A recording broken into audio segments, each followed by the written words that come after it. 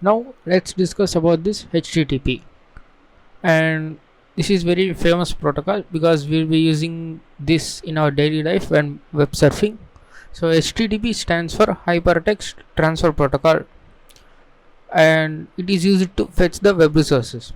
So there is a web server software running on a computer, and to access those web resources like HTML file, PDF file, or any other files, you need to use the HTTP protocol, and it runs on the port 80.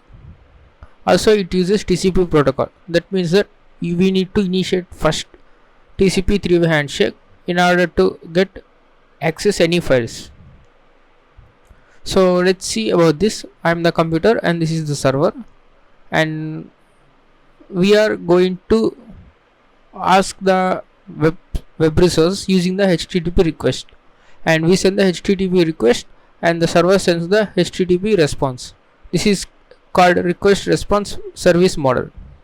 So HTTP is the request response service model, and for now just imagine that this is just request response.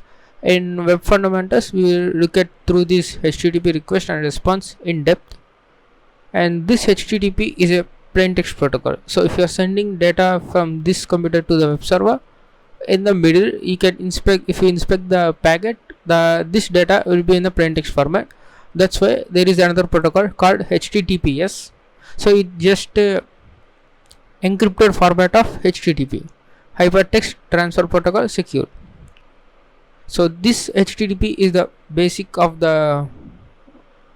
protocol you need to know in the web.